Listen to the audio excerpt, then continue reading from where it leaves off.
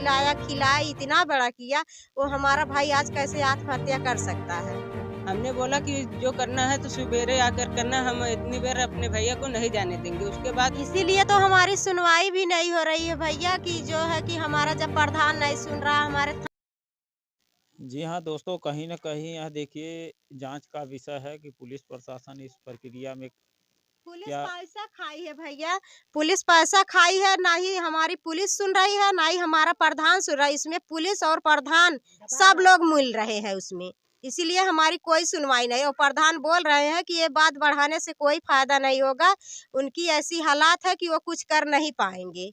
आपने आगे जाने का और वो प्रक्रिया नहीं सोचा है कि और किसी यहाँ जाएँ कि जहाँ हमें न्याय मिल सके? हम कहाँ जा सकते हैं भैया, जब हमारा प्रधान ही नहीं साथ दे रहा है तो हम कहाँ जाएं। हमारे जाने आने वाला तो है नहीं कोई, तो हम जाए कहाँ। बस हम यही चाहते हैं कि हमारा जो मतलब वीडियो बना के ले भी जा रहे हैं वो भी वायरल ही नहीं हो रहा है। हमारा दुख मतलब कि ये भी लोग नहीं सुन रहे हैं, समझ रहे हैं। अच्छा, कैसा वीडियो आपको बना के ले गए? यही जो हमारे भाई की उस दिन एम्बुलेंस से लाश आई, वीडियो बनाए वायरल किए, अभी तक कोई दिखाई नहीं रहा, हो रहा सुनवाई भी नहीं हो रही है, कहीं तक पहुंच ही नहीं रहा है। वो लोग क्या बोलते हैं? बोलते हैं सर कि हम वायरल कर देंगे, लेकिन वायरल वीडियो हो ही नहीं रहा है। तो आपको क्या लगता है कि उनकी हत्या हुई है? यस सर, उनकी हत्या की गई है, क्योंकि हमें वहाँ गुजरात के प्रशासन से यह भी पता चला है कि न ही की कुंडी लगी है, न कि उसकी आत्महत्या की गई है, बल्कि हत्या की गई है। क्या नाम है तुम्हारा? श्याम सुंदर आप क्या लगते हैं उनके? इंद्रजीत के भाई हैं हम। तो अच्छा एक चीज़ बताइए कि जो व्यक्ति उनको लेकर गया उनसे कोई और विवाद वैसा कोई मैटर? नहीं सर, वही जो खाली एक बार हुई थी, 2-3 महीने पहले ही हुई थी। उसके बाद विकास आता जाता था। उसके बाद 15 तारीख को सर आया हमारे घर 12 बजे रात को। उसने हमारी भैया को जगाने की कोशिश की, लेकिन हमने सर उसे रोक दिया कि हम नहीं जगाएंगे, हमारे भैया ढलाई करके आए हैं, हम नहीं जाने देंगे। उसके बाद उसने कहा कि नहीं, मुझे कुछ काम है जरूरी आज ही। हमने बोला कि जो करना है तो सवेरे आकर करना, हम इतनी देर अपने भैया को नहीं जाने देंगे। उसके बाद वो यहाँ पर 2 से 3 मिनट तक रुका। उसके बाद हमने बोला कि अब तुम जाओ, वरना हम गांव वालों को बता देंगे। उसके बाद वो भाग गया सर। उसके बाद सर उसने 5 तारीख को हमारे भैया को लिवा कर गया गुजरात कमाने के लिए कि तुम्हें 20 से 25 हजार रुपये महीना तनख्वाह मिलेगी, तुम्हारे भाई अच्छा खासा पढ़ लिख लेंगे, या कुछ नौकरी की तुम बात कर रहे थे तो उन्हें नौकरी भी मिल जाएगी।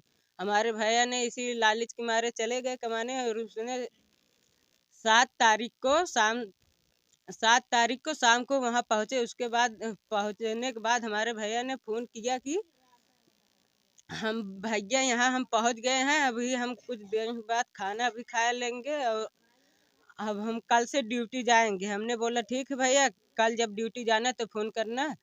उसके बाद सर 8 तारीख को शाम 5:25 पर विकास ने फ़ोन किया। हमारे गांव के एक भैया लगते हैं, उनके पास फ़ोन किया कि आपके भाई ने हत्या कर ली। उन्होंने कहा ऐसा हो ही नहीं सकता, क्योंकि उनके पास न मोबाइल थी, न उनके गर्लफ्रेंड थी, न उनकी सर विवाह भी नहीं हुआ था, तो उन्होंने कैसे क्या सोच कर लगाया होगा फांसी। उसने कहा नहीं, उन्होंने फांसी लगाई है। तो आपने नहीं पूछा कि आखिर वजह क्या है? वहाँ सर उसने खाली इतनी बात बोलकर फोन स्विच ऑफ कर लिया।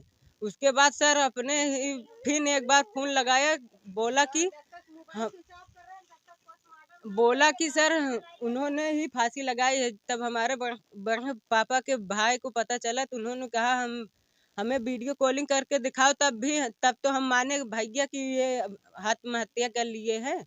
उसके बाद सर हमारे उसी से राज पता चला, क्योंकि उन्होंने जब फांसी लगाई थी तो उनकी जो अंगूठी थी सर खाली 2 इंच बची थी, न कि छुआ रही थी जमीन पर। और सर उन्हें बगल में मग भी था, बाल्टी भी थी, तो कुछ भी इधर उधर हुआ नहीं था। और फिर सर अगर फांसी लगाई जाती है तो गट्ठी ऊपर की ओर रहती है और ना कि नीचे की ओर।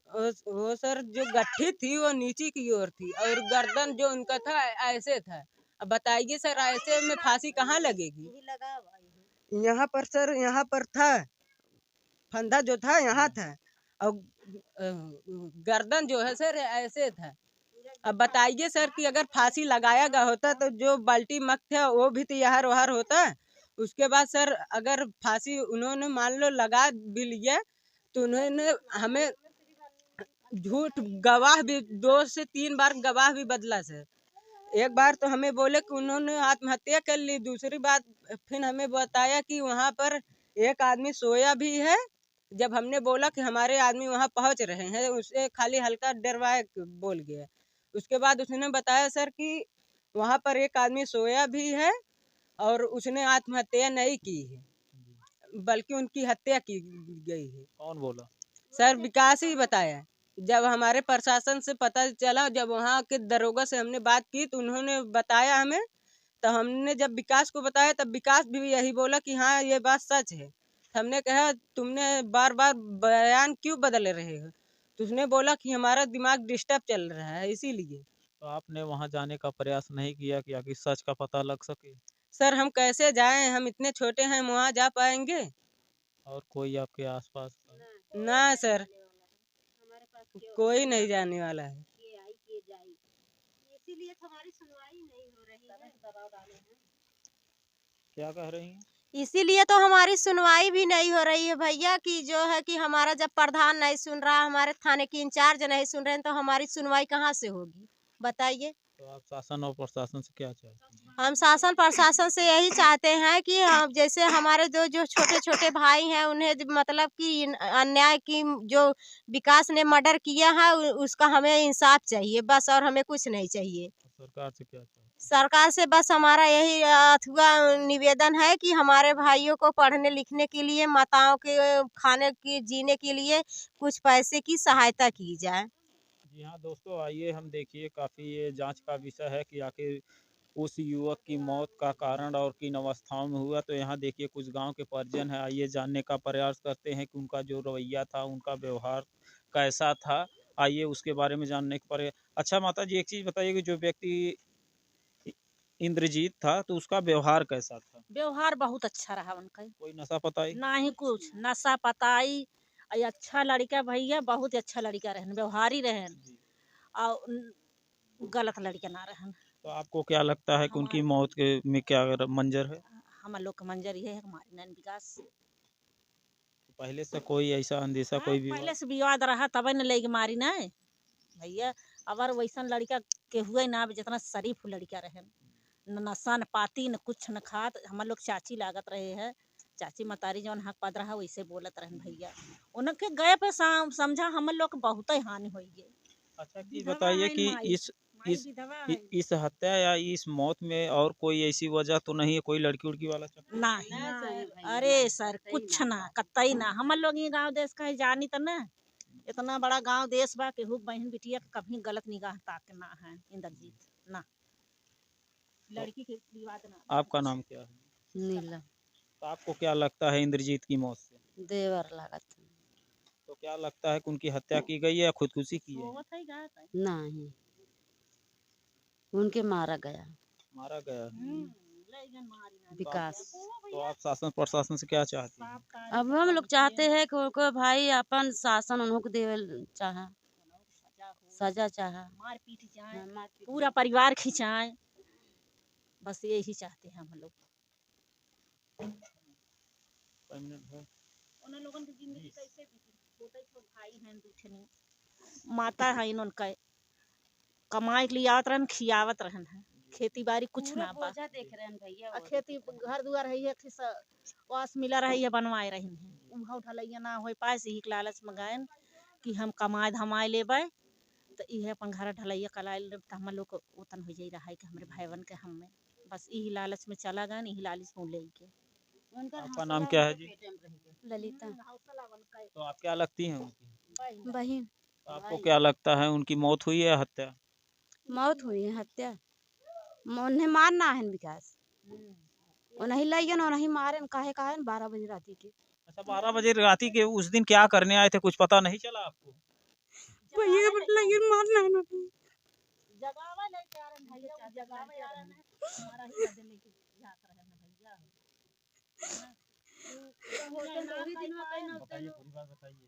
ये ना कई पांच ले गए ना कई ना तो कैसे क्या हो गया कि आज उनकी मौत हो गई? बहका के ले गए वहीं मारे नहीं। आप लोग अपने किराया भाड़ा से ले गए कहाँ हमारी किराया भाड़ा दे तुम है तू चला हमारे साथ तो वहीं हम 10-20 हजार में मिला था तो हम दे किराया भाड़ा ले चला और गए ना नहीं बहका के ले गए वही राती मारे इतना अच्छा से बतियान फिर कहाँ हम जाती खाना खाए ओकर बाद बहका के ले गए फिर ओकरे बाद मानना है उन्होंने भी नहीं बताया था कि मानना है हम उन्हें और ओकरे बाद बदलत रहन हरदम भैया हमारे इतना नहीं करे इतना हंसत बोलत रहे केहू से न झगड़ा न केहू से लड़ाई होत रही है। तो जी हाँ दोस्तों, कहीं ना यह देखिए कहीं ना कहीं ये सवाल के घेरों में जांच का विषय है कि आखिर जो व्यक्ति यहाँ से जाता है उसके बयान भरी व हंसी खुशी से अपने परिवार से बात करता है कि मैं यहाँ कुशलतापूर्वक पहुँच गया हूँ, कल से मैं ड्यूटी ज्वाइन करूँगा, लेकिन एक दिन पूर्व उसकी मौत हो जाती है और परिजनों में देखिए काफ़ी मातम सा छा गया है, कोहराम मच गया है। कहीं न कहीं यह झकझोर दे रहा है हमारे समाज को कि इन लोगों की आर्थिक मदद और इन लोगों का पालन पोषण प्रक्रिया इनका जीवन यापन कैसे होगा कि वही व्यक्ति एक कमाने वाला था कि जो अपने परिवार का जीवन यापन कर रहा था। आज इस परिवार यह परिवार देखिए अंधकार में डूब गया है कि माताजी के सर से पति का साया पहले ही चला गया था और आज भाई देखिए भाई का जो हाल है कि ये अभी उस अवस्था में है खेलने कूदने की और पढ़ने लिखने की अवस्था में है। तो मैं सरकार से ही प्रशासन और सरकार से चाहता हूँ कि इस मुद्दे पर निष्पक्ष जांच की जाए, जो भी दोषी पाया जाता है सख्त से सख्त कार्रवाई की जाए और इस परिवार की अगर आर्थिक मदद हो जाए, जो भी होता है प्रावधान, तो इस परिवार की उज्जवल भविष्य की कामना की जा सकती है। मिलते हैं किसी नेक्स्ट वीडियो में, आज के लिए इतना ही। जय हिंद जय भारत।